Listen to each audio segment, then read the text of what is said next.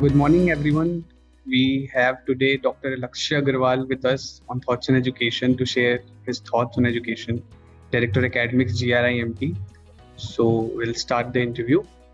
So a very warm welcome, sir, and thank you very much for giving us time from your busy schedule. Good afternoon, Rahulji. So moving on to the questions, can you please give us a brief profile of yours? Can you tell us where have you been till now? Rahulji, myself, Dr. Lakshya Agarwal, and I have done my BTech from Kurukshetra University in Mechanical Engineering in 2002. Then I have done my MTech in Production Engineering from PTU, which was completed in 2010. Thereafter, I have completed my PhD in Mechanical Engineering in 2017 from Punjabi University, Patiala. I have been in this teaching profession from the last 20 years, and I have an experience of working at every level in many private institutes. Right now, I am working as a Director Academics at Global Research Institute of Management and Technology. So you have been in education domain since a long time. So what are the key factors that keep you connected to this domain? Sir, there are many factors. First of all, when I have completed my BTech, I have started to choose a career. So I have been into this line because of many reasons. First of all, I need to upgrade myself and constantly learn dynamic concepts. So my wish is to do higher studies. So teaching is a profession in which you can get connected to this studies.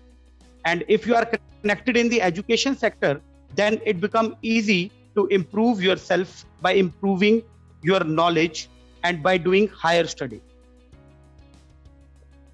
Sure. Second thing I got in this profession is that peace of mind. As compared to any other profession, like in industries, there are a lot of pressure.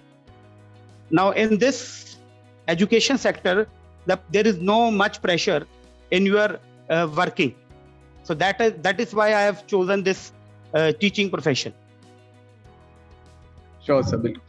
So, sir, being the Director Academics of the Institute, how do you strategize the administration of the courses and the plans for which courses to run and which are not? What are the key factors behind deciding these factors? Sir, this depends upon the feedback from the students and staff, which keeps me motivated and want to decide that which course I should run and which course I should not run. As a top management, I want to connect more and more people who can help me in getting the wide publicity of my institution. And I also want to connect with various online media available nowadays, which will be more helpful in sending my institution information to all admission seekers quickly and efficiently. Sure, sir. So, being the Director Academics, what is your philosophy of leadership? How you describe your leadership style? If you want to ask from my side, I want to say that leadership is a set of goals which you have made. It allows anyone who hears it to gain an understanding of your values, priorities, approach to decision making, and what you expect from yourself and others. For many years, I relied on this philosophy. And when I don't know what to do in a situation, I ask myself, and what would the person who I want to be do in this type of situation? Then I do that. And also I believe in taking all persons to move simultaneously in the right direction with unity. This is my philosophy of leadership, to take all the persons along with you. Sure, sir. So, sir, education system in India is very different from the foreign countries. So how do you rate India's education system, and what can we do to improve our education system? This is very true what you are asking, Mr. Rahul. Most of the people who don't want to go just for education. They earn money. They want to go for earn money, and there is a huge gap between the education system in India and the education system is along abroad, and we have to bridge that gap. We have to bridge that gap which is between international education system and Indian education system. Now, often we see the student wants to go abroad for higher study. We want that we should indulge the talent in the students, which keep them connected with in their own land. So the next question coming on to how your college ensure the best practices in the industry. What extra you are providing to your students to make them skillful and ready to industry? Sir, we have interactive teaching learning process. We arrange extension lectures for the students, from the experts from the industry. We also arrange the industrial visits for the students, which help them to gain more.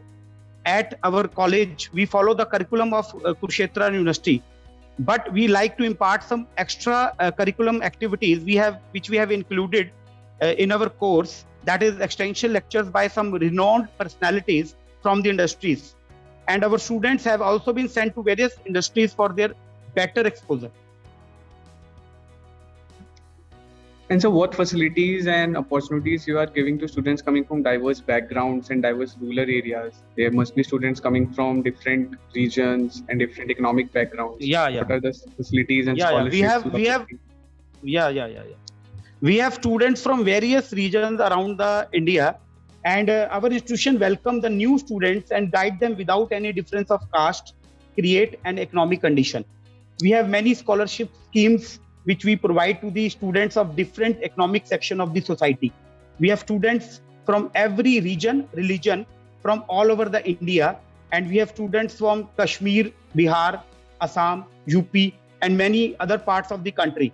And they live together under one roof without any discrimination. And they are provided every facility which we have in our institute, like 24 hours, you can say Wi-Fi, electricity backup, and many more facilities in our institute that is provided to the every student without any discrimination. So in such a busy schedule, how do you tend to find yourself time for students? How do you make yourself available for students if they need your assistance and guidance? My job is to interact with the student only. I am director academics. For any problem, student comes to me. And one more charge is given to me. I am also have been given the charge of chief hostel warden.